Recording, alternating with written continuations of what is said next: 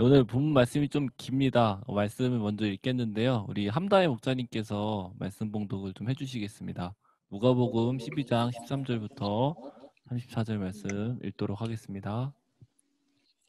말씀 읽겠습니다.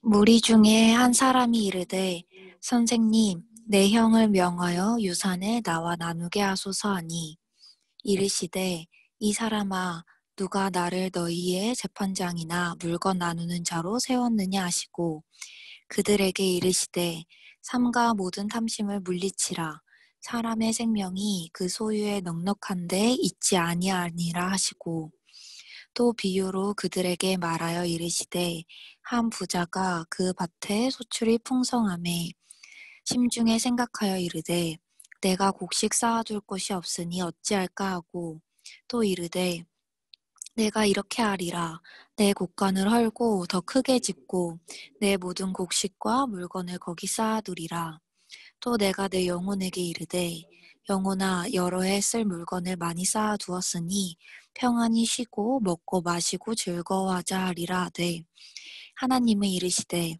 어리석은 자여 오늘 밤에 내 영혼을 도로 찾으리니 그러면 내 준비한 것이 누구의 것이 되겠느냐 하셨으니 자기를 위하여 재물을 쌓아두고 하나님께 대하여 부여하지 못한 자가 이와 같으니라. 또 제자들에게 이르시되 그러므로 내가 너희에게 이르노니 너희 목숨을 위하여 무엇을 먹을까 몸을 위하여 무엇을 입을까 염려하지 말라. 목숨이 음식보다 중하고 몸이 의복보다 중하니라. 까마귀를 생각하라. 심지도 아니하고 거두지도 아니하며 골방도 없고 창고도 없으되 하나님이 기르시나니 너희는 새보다 얼마나 더 귀하냐. 또 너희 중에 누가 염려함으로 그 키를 한 자라도 더할 수 있느냐. 그런즉 가장 작은 일도 하지 못하면서 어찌 다른 일들을 염려하느냐. 백합화를 생각하여 보라. 실도 만들지 않고 짜지도 아니하느니라. 그러나 내가 너희에게 말하노니 솔로몬의 모든 영광으로도 입은 것이 이 꽃 하나만큼 훌륭하지 못하였느니라. 오늘 있다가 내일 아궁이에 던져지는 들풀도 하나님이 이렇게 입히시거든 하물며 너희일까 보냐 믿음이 작은 자들아. 너희는 무엇을 먹을까 무엇을 마실까 하여 구하지 말며 근심하지도 말라.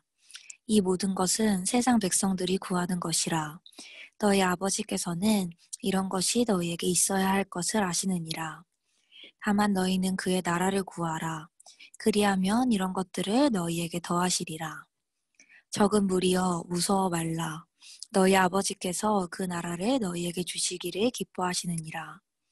너희 소유를 팔아 구제하여 낡아지지 아니하는 배낭을 만들라. 곧 하늘에 둔 바 다함이 없는 보물이니 거기는 도둑도 가까이 하는 일이 없고 좀도 먹는 일이 없느니라. 너희 보물 있는 곳에는 너희 마음도 있으리라. 아멘. 네, 그럼 오늘 말씀 시작하겠습니다. 오늘 말씀을 좀 보죠. 오늘 말씀에서는요, 한 사람이 나옵니다. 이 한 사람은 유산에 대한 상속 문제의 부당함을 가지고 예수님께 나와왔죠. 아마도 형과 유산을 나누는 과정에서 어떤 문제가 생긴 것으로 보여집니다. 13절입니다. 무리 중에 한 사람이 이르되 선생님 내 형을 명하여 유산을 나누게 하소서. 아멘. 사실 유대 사회에서 유산의 배분에 관해서는 구약 성경이죠. 민수기와 신명기에 이미 잘 기록되어 있습니다. 그런데 이미 수많은 사람들 앞에서 이렇게 공개적으로 유산에 대한 어떤 공정한 요구를 한 것은요. 이런 요구를 한 것은 아마도 지금 이 한 사람은 억울한 일을 좀 당했다는 것으로 보여지죠. 내가 받아야 할 유산의 몫이라는 어떤 정당한 나의 권리가 침해받은 상황이라는 것을 짐작해 볼 수 있습니다. 물론 이 한 사람이 지금 율법에 근거한 정당한 권리를 요구한다라고 단정 짓기는 힘듭니다. 가령 만약 이 한 사람이 동생으로서 형보다 적게 유산을 상속받는 것에 대해서 문제의식을 평소에 가지고 있었던 사람이라면 이제 그동안 예수님의 율법을 넘어서는 어떤 이런 진보적인 가르침에 자신감을 얻어 예수님 옆에 나와서 자신의 권리를 이렇게 주장하고 있는 것일 수 있겠죠. 하지만 어찌됐든 분명한 것은 본문의 이 한 사람은 자기 자신이 생각할 때 지금이 정당한 권리라고 생각하는 바를 계속해서 요구하고 있다. 이것은 분명한 것입니다. 이 본문의 한 사람이 주장하고 있는 나의 정당한 권리에 대한 맥락은 오늘 본문 16절부터 20절에 등장하는 한 부자의 비유에서 나타납니다. 지금 부자는 가진 땅에서 풍성한 소출이 있었습니다. 그렇기에 기존 나의 곳간들을 다 허물고 더 큰 곳간들을 지어 소출을 저장합니다. 그리고 그로 인해 생겨난 여유로 평화를 누리고 즐깁니다. 이것은 매우 자연스럽고 땅을 소유한 한 부자의 정당한 권리인 것이죠. 그런데 오늘 본문의 한 사람에게 하시는 말씀과 이 부자의 비유의 말씀을 통해서 우리가 알 수 있는 바는 예수님께서는 지금 나의 이 정당한 권리가 지켜지는지 지켜지지 않는지가 주된 이슈, 주된 관심사가 아니라는 것입니다. 대신 지금 관심을 기울이고 계신 부분은 나의 정당한 권리보다 그 권리에 감추어져 있는 마음의 중심이라는 것을 알 수 있는데요. 실제로 예수님께서는 본문의 한 사람과 뒤에 등장하는 부자가 가진 정당한 권리 가운데 감춰져 있던 그 마음의 탐심, 이웃을 향한 무정함, 이것을 지적하시죠. 성경은 분명 개인의 권리에 대해서 인정하고 또 보장을 합니다. 이를 잘 보여주는 게 율법이죠. 율법을 통해 개인이 공동체 안에서 불이익을 당하지 않도록 권리가 보장되었다는 것입니다. 즉 개인이 가지는 권리를 하나님은 중요하게 여기지 않는 것이 아니라는 것이죠. 하지만 오늘 본문의 가르침은 무엇이냐면 이 권리보다 더 중요한 것이 있다. 이것을 가르치고 있는 것이죠. 회관에 주차를 해보신 학사님들은 아시겠지만 회관에는 생각보다 주차 자리가 생각보다 많이 있습니다. 물론 학사 모임이 이룰 때면 항상 부족하긴 하지만 이 모임이 없는 평소 회관의 주차장은 대부분 시간 많이 비어 있습니다. 회관 주변에 주차를 할 수 있는 곳이 마땅치 않다 보니까 간혹 주변에 사시는 이웃분들께서 회관 주차장에 이렇게 주차를 할 때가 있으십니다. 이제 아침에 제가 출근을 합니다. 스타렉스 차가 되게 크잖아요. 이거 저희 차는 아닙니다. 같은 모델이긴 한데 스타렉스 차가 크다 보니까 주차가 가뜩이나 힘든데 회관 앞에 누가 이렇게 누가 주차를 미리 대놓은 거예요. 주차를 하다 도저히 안 돼가지고 주차된 차주에게 전화를 걸어서 빼달라고 연락을 합니다. 한두 번이야 그럴 수 있다고 생각했는데 매주 같은 시간에 이 스트레스를 계속 받게 됐어요. 몇 차례. 어느 날은 계속 되니까 너무 짜증이 나는 겁니다. 가뜩이나 익숙한 차인데 그날은 번호까지 이렇게 숨겨놓은 거예요. 매번 아침에 귀찮게 전화를 하니까 이 사람 이거 숨겨놨다. 판단이 딱 선 거예요. 더 괘씸합니다. 그것뿐만 아니에요. 이전에 후배 간사님들도 몇 차례 이런 걸 주차하면 안 된다고 얘기를 했었는데도 지금 계속 된다 이런 얘기를 저한테 했었거든요. 웬만해선 제가 다른 주차 장소를 찾아도 되겠지만 이 도저히 안 된다. 이번 기회에 뿌리를 뽑겠다. 이런 마음을 좀 먹었습니다. 네, 전주에 그래서 번호가 없지만 전주에 전화 걸었던 목록을 찾아가지고 전화 걸었어요. 아마 되게 놀랐겠죠. 그리고 그분이 나왔습니다. 익숙한 얼굴입니다. 익숙한 얼굴에 대고 제가 이렇게 얘기를 합니다. 아니 제가 여기에 대시면 안 된다고 말씀드렸잖아요. 그리고 전화번호 없이 이렇게 차를 대는 거 어떡합니까? 딱 이렇게 퉁명스럽고 짜증 섞인 말투로 다시는 이곳에 차를 대고 싶은 마음이 들지 않도록 이렇게 말을 건넸습니다. 이렇게 하고 났더니 다시는 차를 대지 않으십니다. 그런데 시간이 좀 지나고 막 후회가 좀 돼요. 뭔가 이웃사랑을 실천할 수 있는 상황이었다는 생각이 막 들면서 또 막 사랑까지는 아니더라도 좀 참고 착하게 이야기할 수 있었는데라는 아쉬움이 막 스스로에게 남는 것이죠. 네. 주차할 수 있는 자리에 대한 권리가 계속해서 침해받은 겁니다. 그렇게 자연스럽게 이런 부당함에 분노하고 화를 내도 된다라고 생각한 것이죠. 그러나 마음의 이 불편함을 붙잡고 곰곰이 돌아보니 내게 주어진 권리를 내세워서 화를 내는 것, 죄를 짓는 것, 나의 이기심을 합리화하는 것은 옳지 않다라는 것을 생각했었습니다. 오늘 본문의 가르침과 맥을 같이 하는 것 같습니다. 네. 나눈 질문 띄워주시고요. 개인의 권리가 중요하지 않다는 것이 아닙니다.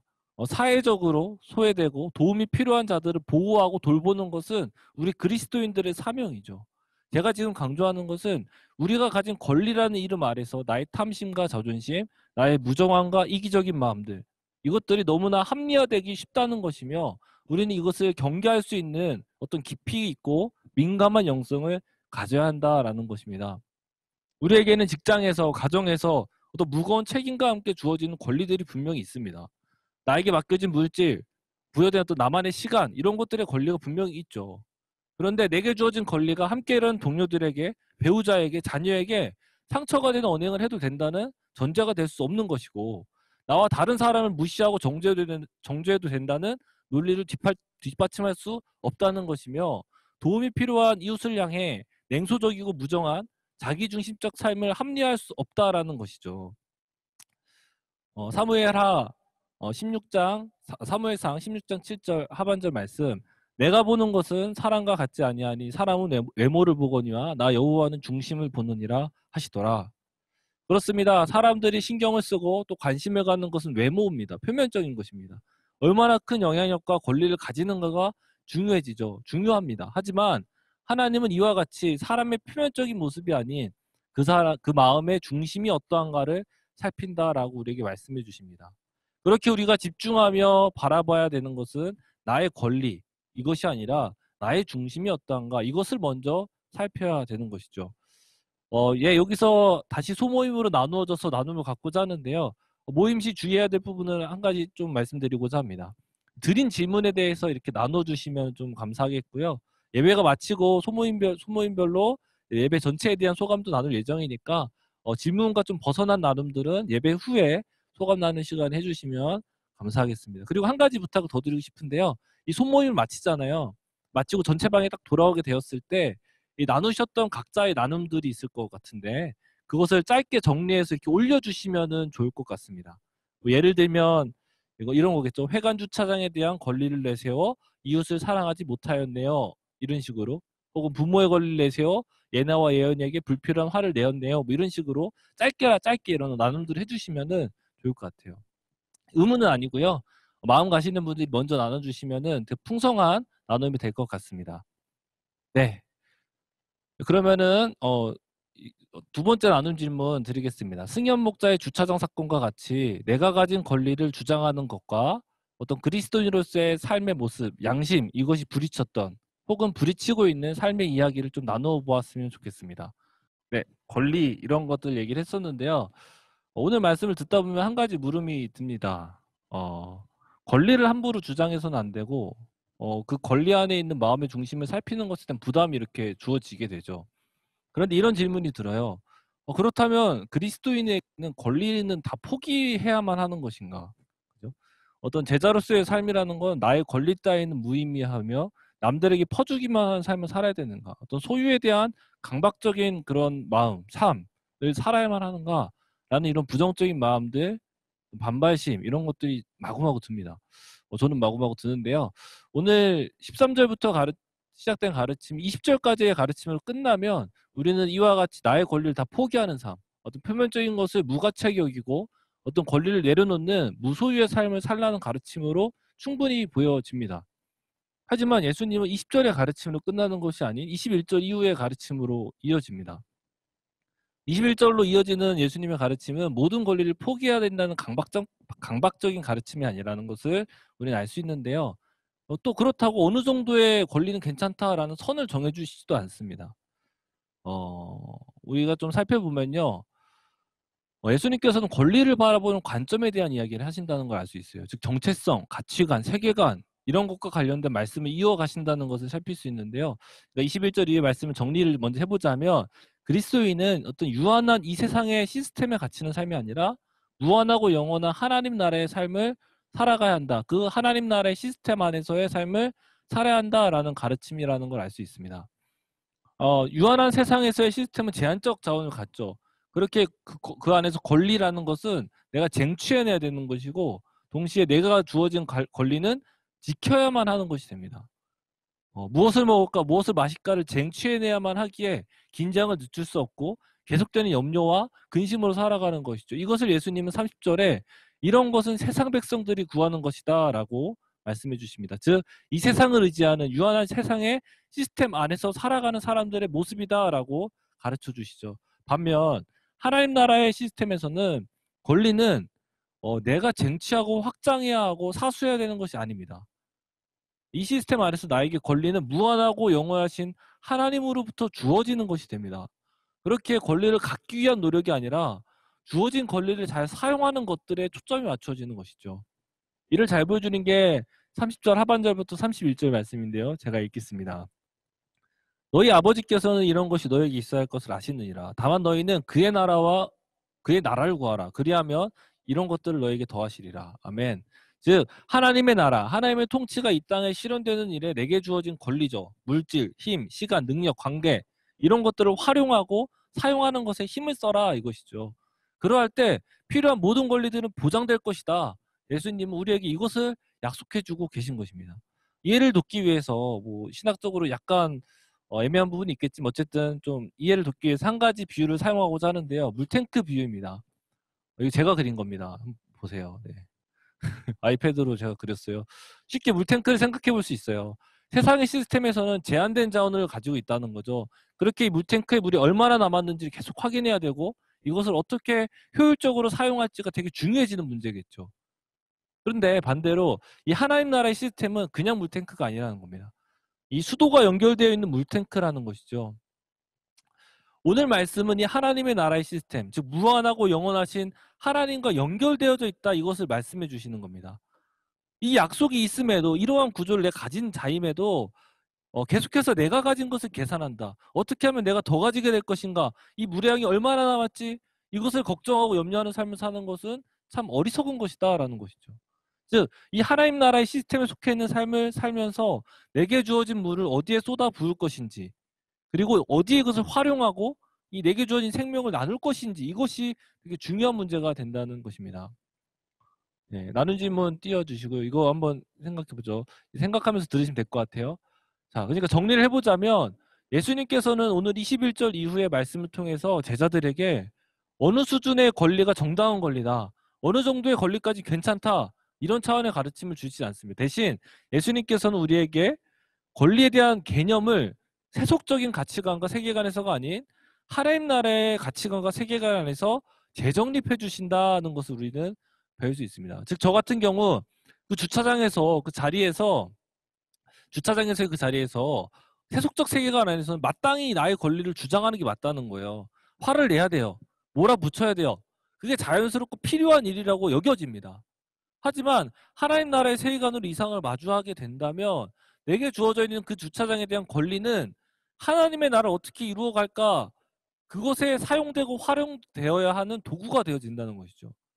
아마도 그렇다면은 모임이 없는 날을 알려드리고 뭐 주차장 사용을 좀 허용한다던가 혹은 약간의 주차비를 받고 주차장의 권리를 나눠준다던가 어떤 등등 어떤 주차장의 권리를 사용하고 활용함으로 이 창천동 4단 14번지에 하나님 나라를 이루어갈 수 있는 그런 어떤 활용할 자원이 된다는 것이죠. 이와 같이 나의 것이라고 생각하는 나의 권리에 대한 개념이 바뀌어진다. 달라지게 된다. 이것을 우리는 볼 수 있습니다. 여기서 이제 세 번째 나눔 질문, 마지막 질문이기도 한데요. 나눔 질문을 하고자 합니다. 나눔 질문은 이것입니다. 나에게는 어떠한 권리들이 주어져 있는가를 한번 좀 생각해 봤으면 좋겠고요. 주어진 권리들이 하나님 나라를 이루는데 어떻게 활용되고 사용될 수 있는지를 한번 좀 나눠보고 생각해 보면 좋을 것 같습니다. 최대한 구체적일수록 좋을 것 같습니다. 네, 이 시간 그러면은 흩어지겠습니다. 네, 그렇습니다. 그러면은 말씀 계속 이어가겠습니다. 세상의 이 시스템 안에서는 내게 주어진 것들이죠. 내게 주 은사, 어떤 달란트는 어떤 높은 연봉, 어떤 복지의 정도, 나의 안정감을 극대화해 줄 수 있는 요소들을 확보하기 위한 것들이 됩니다. 나의 권리를 더 확보하고 더 확장하는 것이겠죠. 하지만 하나님 나라 시스템 안에서는 나의 은사와 달란트는 어떤 내게 주신 비전을 더 명확하게 해주고요. 이웃의 생명을 돌보고 살리는데 어떻게 활용되어질까가 더 중요해지게 되는 것이죠. 어떻게 이 권리를 사용할까가 중요해집니다. 이게 자칫 세상적인 시각에서는 손해보는 것처럼 보여질 수밖에 없는 것은 분명한 것 같습니다.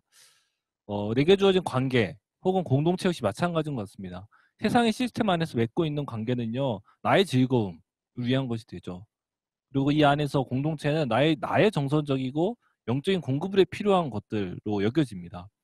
하지만 하나님 나라의 시스템에서의 관계는요, 내가 아닌 상대의 행복과 평안이 중요해지고 나의 만족보다 공동체의 덕이 무엇인가가 더 중요해지죠. 그렇습니다. 세속적 세계관 안에서 나의 권리를 누리는 것이 되게 지혜로워 보이고 즐거워 보이지만 성경은 그 삶은 허무하다, 염려와 불안과 두려움이 가득하다라고 우리에게 말씀하고 있습니다. 반면 하나님 나라의 세계관, 즉 나의 권리를 하나님의 나라를 위해 사용되어지는 그런 삶은 어떤 자극적이진 않지만 평안하며 어떤 아쉬움을 채우고도 남는 참 만족이 있고 공허가 아닌 영원한 생명이 가득할 거야 라고 우리에게 약속하죠.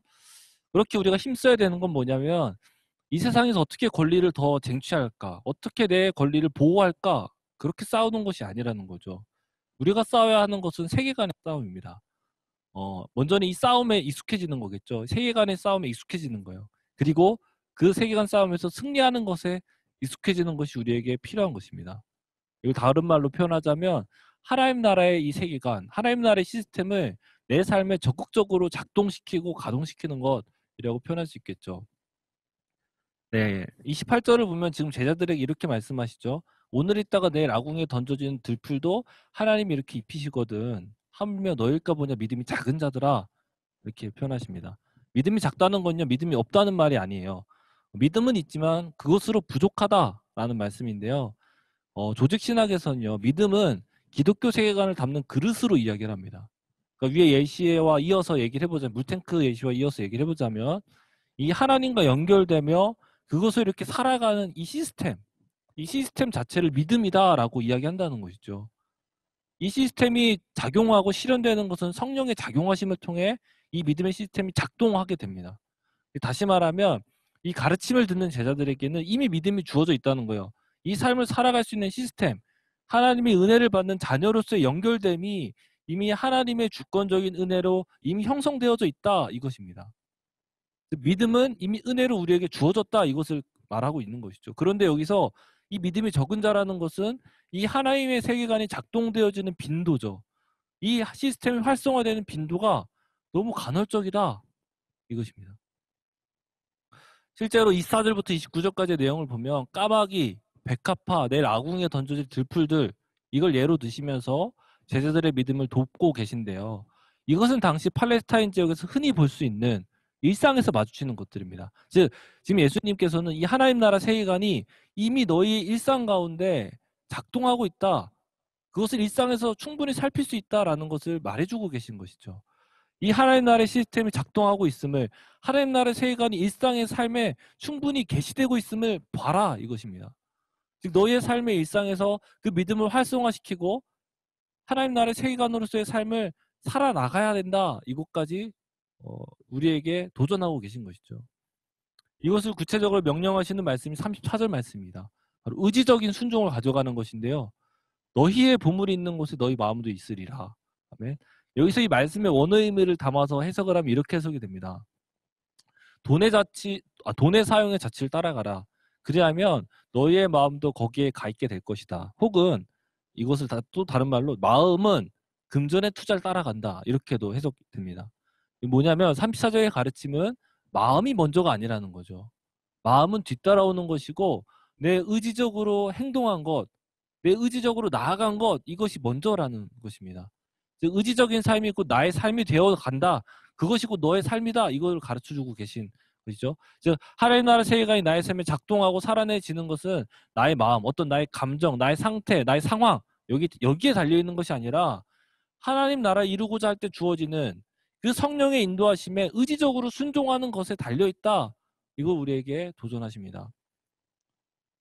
이것을 쉽게 해보자면 위에 물탱크 비율을 생각해 볼 때 물이 고여있지 않고 계속해서 흘러가도록 하는 것이라는 거죠. 그러니까 이 시스템 자체가, 나의 삶에 주어진 것 자체가 은혜입니다. 그리고 공급을 경험하는 건 역시 모두 은혜 영역입니다. 이것은 내가 어떻게 할 수 있는 것이 아니라는 거죠. 예수님의 십자가의 죽음과 부활을 통해서 이미 우리에게 약속되어졌고 가득 채워졌고 충만할 것이라고 제시되고 약속된 영역이라는 거예요. 그러니까 내가 감당해야 되는 건 뭐냐? 이 밑에 부분인 것이죠. 내가 흘려보내야 될 것들, 그것을 막아서지 않는 것, 내게 주어진 것들을 그 맡겨진 자리에 흘려보내 나를 비워내는 것, 그 생명을 전하는 의지적 순종, 이것이 중요하다, 이것입니다. 물이 흐르지 않고 멈춰 있으면 내 안에 물이 들어있음이 확인되지 않습니다. 느껴지지 않아요. 물이 흐를 때 물통은 내 안에 물이 있음을 인식할 수 있습니다. 우리가 신앙생활을 하며 은혜가 없고 메마른 신앙생활을 하고 있다고 느끼는 건요, 바로 여기에 있습니다. 하나님의 은혜가 없습니까? 아니죠. 하나님의 은혜는 이미 우리 시대에 가득합니다. 하나님의 말씀은 차고 넘치도록 우리에게 주어져 있고요. 마음만 먹으면, 물론 코로나 때문에 제한은 있지만 마음만 먹으면 성도의 글자가 얼마든지 가능합니다. 그럼에도 은혜가 은혜로 인식되지 못하고 형식화되고 화석화되어 가고 있다면 이것은 거의 고여 있을 확률이 큽니다. 내가 내게 주어진 은혜를 성령의 인도하심에 따라 흘려보내고 있지 않기 때문입니다. 고인물이 되고 아무리 선한 것이 내 안에 가득 채워져 있어도 결국 나의 죄성과 이기적인 자아가 그것들을 다 먹어치우고 변질시켜버리는 것이죠. 이건요, 오늘 본문에만 나타난 원리가 아닙니다. 성경에서는 정서적 차원의 동의 혹은 상황이나 상태로 인한 결정보다 이런 것들을 거스르는 의지적 차원을, 그 의지적 차원의 결정들을 믿음으로 여기고 있다. 믿음으로 여기며 초점 맞추고 있다는 것을 볼 수 있어요. 대표적인 예로 아들을 번제로 드리라는 말씀에 순종한 아브라함의 순종을 볼 수 있죠. 뿐만 아닙니다. 자기를 부인하고 십자가를 지라는 어떤 제자도 역시 감정적 충동 혹은 합리적 판단에 의한 삶이 아님은 분명해 보입니다. 물론 하나님은 우리의 상황, 나의 마음을 다 아십니다. 그래서 지쳐있거나 낙담해 있을 때, 또 너무나 억울하고 너무나 원통한 일이 있을 때 하나님은 우리를 위로하시고 힘을 주십니다. 그런데 우리가 잘 기억해야 됩니다. 그것은요, 은혜의 영역이라는 거죠. 그것은 위에서 내려오는 것입니다. 그렇기 때문에 우리가 집중하고 힘써야 되는 것은 하나님의 나라가 어떻게 이루어지는가, 이것에 대한 집요하고 끈질긴 의지적 순종이 필요로 된다는 것이죠. 하나님은 이것에 대해서 분명히 약속하십니다. 31절, 다만 너희는 그의 나라를 구하라. 그러면 이런 것들을 너에게 더하시리라. 아멘. 사랑하고 존경하는 학사님들, 저는 이 하나님 나라의 시스템은요, 우리 학사님들은 학생 때부터 수도 없이 들어서 우리의 삶에, 우리의 어떤 신앙의 DNA로 이미 체화되어져 있다라고 저는 생각을 합니다. 이 흘려보냄의 신앙, 이 신앙의 비밀, 이 하나님의 은혜를 누리는 비밀을 우리는 다 알고 있고 이미 다 체화되어 있다는 거죠. 워낙에는 이것이 그냥 어떤 추억이 아닌 이 삶을 진짜 살아내는 저와 여러분이 되기를 간절한 마음으로 소망합니다. 내가 성숙하지 못해, 내가 미숙해, 그래서 이웃에게 계속해서 고통을 준다면, 배우자와 자녀에게 계속해서 상처를 주고 있다면 그것은 아무리 신앙으로 합리화하려고 해도 그것은 신앙이 아니라는 거죠. 어떻게든 이웃과 배우자, 자녀에게 상처를 주는 것을 멈추기 위해서 작은 변화라도 시도하고 결단하고 노력하는 거, 그게 신앙이라는 것이죠. 물론 선한 일을 하기 위한 타이밍을 기다리는 것, 준비되는 건 필요합니다. 하지만 내가 완벽해지기를 혹은 완벽한 상황이 갖추어지면 움직이겠다라는 것은 신앙이 아니라는 거죠. 내가 여전히 부족하고 또 상황이 여의치 않지만 하나님께서 가라고 부담을 주실 때 그것을 믿음으로 순종하는 것이 신앙입니다. 내가 오늘은 기도할 기분이 아니라고, 오늘 말씀을 읽고 싶지 않다고 결단한 어떤 그 시간들을 건너뛰는 건 신앙이 아니라는 거죠. 피곤하고 지쳐도 쉬고 싶어도 결단한 그 자리를 졸면서라도 지켜가는 것, 그게 신앙이라는 겁니다. 네, 말씀을 마치겠는데 정리하겠습니다. 우리가 가진 권리가 숨겨진 나의 탐심과 이기심, 무종함, 나의 의를 합리화할 수 없다는 것을 우리는 알 수 있었습니다. 우리는 이 권리를 지키고 권리를 확장하기 위한 세속적 세계관이 아니라 우리 주어진 권리를 사용하고 활용하는, 그래서 하나님 나라를 이루어가는 하나님의 세계관에 속한 자로서의 삶을 살아가야겠습니다. 그렇게 우리는 간헐적인 그런 하나님 나라의 세계관을 살아가는 삶이 아니라 의지적 순종의 자세를 견지함으로 지속적으로 삶의 모든 영역에서 하나님 나라의 세계관을 작동시키는 삶을 살아내는 저와 학사님 되기를 축복합니다. 네, 짧게 한번 같이 기도하고 마치면 좋겠는데요. 3분 정도 같이 기도하고자 합니다. 오늘 말씀을 듣고 놓고 함께 기도하면 좋겠습니다. 각자에게 주신 하나님의 마음들이 있다면 믿음으로 좀 붙들면서 나아갔으면 좋겠고요. 무엇보다 이 모든 것이 어떤 정형화된 정답을 알려주시는 것 이전에 우리와 일상을 함께하길 원하시고 충만한 은혜를 부어주시고 신비로운 그 하나님의 나라를 이 세상 가운데에서 살아내기를 원하시는 그 하나님의 사랑의 초청임을, 이 말씀임을 기억하며 함께 기도하면 좋겠습니다. 이 시간 들은 말씀 놓고 3분 정도 마음 모아서 기도하고 마치도록 하겠습니다. 기도하시겠습니다.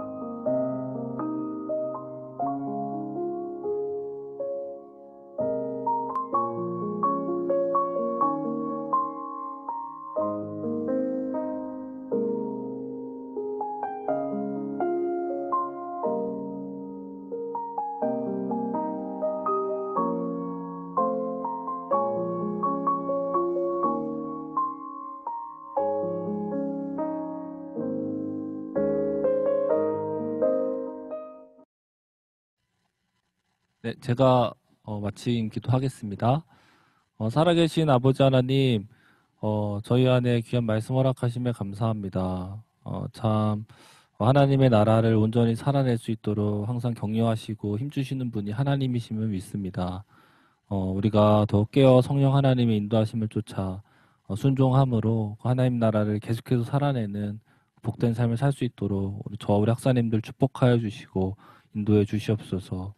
혹여나 이 세상의 어떤 시스템에 매몰되어 나의 권리를 계속해서 주장하고 또 그것을 붙잡으며 염려하는 삶을 살고 있다면 주님 그런 삶의 부분들을 주여 불쌍히 여겨주시고 주님께서 은혜 베풀어 주셔서 도전하고 믿음으로 이 상황들을 바라볼 수 있도록 힘주시고 이끌어 주시옵소서. 하나의 헌금을 드립니다. 마음을 드리는 이 시간 주님께서 기뻐 받아주시고 무엇보다 특별히 이 시간 이 온라인 예배를 위한 장비 구축을 위한 특별 헌금으로 드려집니다. 하나님 이 헌금 주님께서 귀하게 사용하여 주시고 인도하여 주실 줄을 믿습니다. 감사드리며 이 모든 것 예수님의 이름으로 기도드렸습니다. 아멘. 네, 잘 들리시죠? 네, 지난달에는 잘 안 나와서 못했는데요. 이게 보니까 제가 회장하고 한 번도 광고를 안 했더라고요. 여튼 네, 떨리네요. 네, 그러면 광고 시작하도록 하겠습니다. 먼저 예배에 오신 모든 학사님들 환영하고요.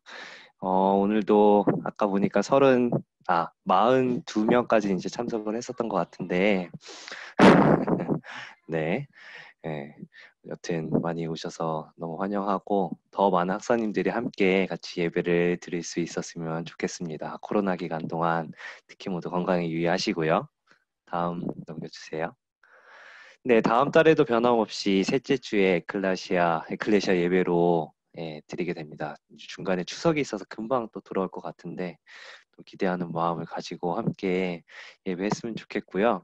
예배 인도는 브루이스 길라에서 하니까 네, 뭐 소감, 기도 적극적으로 자원해 주시면 감사하겠습니다. 네. 그리고 아까 말씀드린 것처럼 헌금 미디어 구입에 사용되니까 마음 모아서 헌금해 주셨는데 아직 못하신 분이 있다면 지금이라도 늦지 않게 해주시면 감사하겠습니다. 네, 재정 보고가 있겠습니다. 동준 학사님 빠르고 짧게 네 해주시면 되겠습니다. 시간이 많이 늦어서. 네. 네, 안녕하세요. 재정 보고 드리겠습니다. 일단 먼저 8월 한 달도 지난 8월 한 달 잘 마무리 되게 하시면 감사를 드리고요.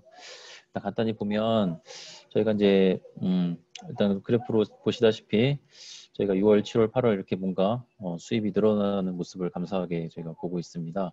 근데 이제 한 가지 8월에 그 약간 비하인드 스토리가 있다면 8월에 이제 수입이 늘어난 이유가 그동안 보니까 이제 계속 헌금을 자동이체를 등록해 놓으셨는데 이게 뭐 자동이체가 완료가 돼가지고 이제 본인도 모르는 상태에서 계속 이제 헌금이 안 되고 있었더라고요. 그래서 그 부분을 발견을 하고 제가 이제 말씀을 드려서 이제 그 자동이체가 안 됐던 것들을 누적된 부분을 한꺼번에 이제 헌금하셨던 분이 있어서 이제 이렇게 좀 수치적으로 많이 늘어난 것처럼 보이는데 이 부분이 계속 은혜로 남으려면 또 많은 숨어있는 또 많은 기도와 힘들이 같이 동참이 되어야 계속 9월에도 계속 이렇게 은혜로운 흐름이 이어갈 수 있지 않을까 생각이 듭니다. 그리고 또 지출은 또 이렇게 더 아름답게 줄어들고 있는 모습이 보이는데 이것도 이제 사실은 또 이제 원래 6월이 가장 이제 3, 6, 9, 12 이렇게 저희가 이제 응급이 나가는 달이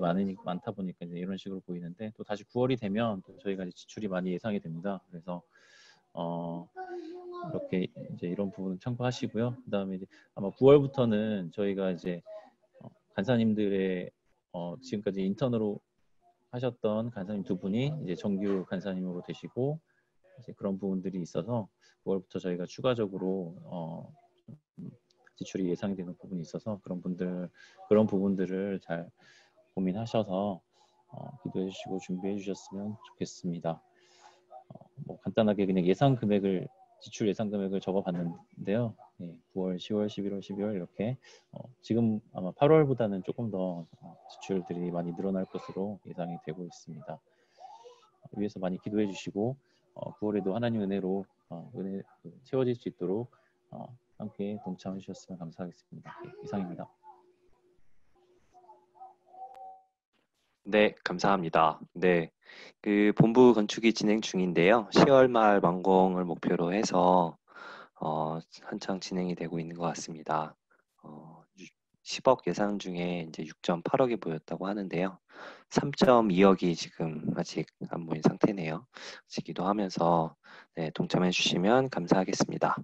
네, 그리고 여섯 번째는 네, 하나마을학교 우리 최재원 학사님께서 교장 선생님으로 계신 학교에서 신입생을 모집한다고 합니다. 혹시 관심 있으신 분들은 네, 이 입학 설명회에 그 사진이 있을 텐데 다음 하나 더 클릭하시면 네, 뭐 이렇게 지금 모집을 하고 입학 설명회를 한다고 하니까요. 네, 관심 있으신 분들 또 주변에 이런 데 좀 관심 있으신 분들에게 알려주시면 감사하겠습니다. 요거는 나중에 이제 전체 카톡방에 올릴 테니까요. 거기 보시고 문의사항이 있으면 우리 최지현 학사님께 문의해 주시면 되겠습니다. 네, 다음 네, 계속 같이 기도해 주셔서 감사하고요. 특별히 이제 아픈 분들을 위해서 같이 기도해 주시면 감사하겠습니다. 여기 방주영 학사님, 설빈 학사님, 최영 학사님 아버지, 허지아 학사 어머님, 그리고 주창기 학사 어머님, 송경민 학사 아버님, 이지원 학사 어머님, 그리고 영현이 영 학사 아버님 이렇게 계속 저희가 기도 제목 올리고 있는데요.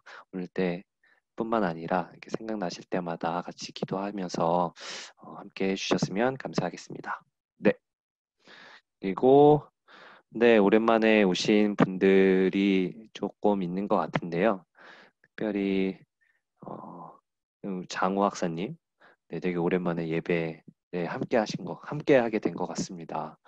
네, 거의 이제 군대 이제 그쪽 간 이후로 거의 함께 하지 못했는데 이렇게 또 하니까 함께 하게 될 수 있어서 얼마나 참 좋은 것 같습니다. 장우 학사님, 네, 환영하고요. 어, 그리고 최근에 출산을 하신 우리 선영 학사님 계시죠? 여기 지금 보이지는 화면을 켜놓지는 않으신 것 같은데, 그렇죠? 네, 네, 네, 네 어떠신가요? 네, 조리 잘하고 있습니다.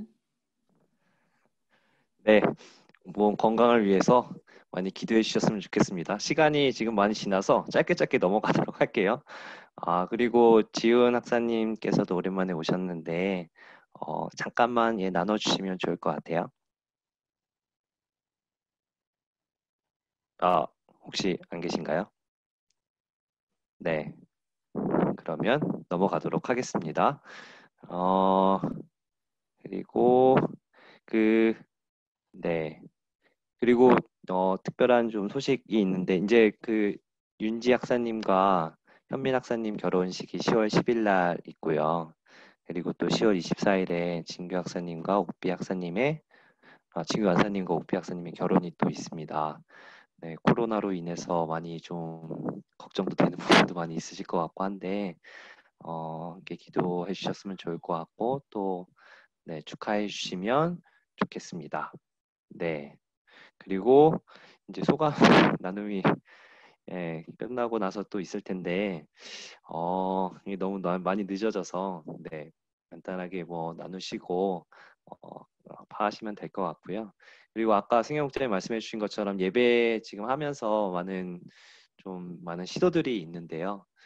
많이 피드백 해주시면 감사하겠습니다. 그럼 저희가 그 피드백을 받아서 이 예배를 어떻게 해나갈지 좀 회장단과 또 우리 간사님들과 함께 좀 기도하면서 준비하도록 하겠습니다. 이게 피드백 해주시는 게 큰 도움이 되니까요. 어떠한 피드백이라도 좋으니까 적극적으로 알려주시면 정말 감사하겠습니다.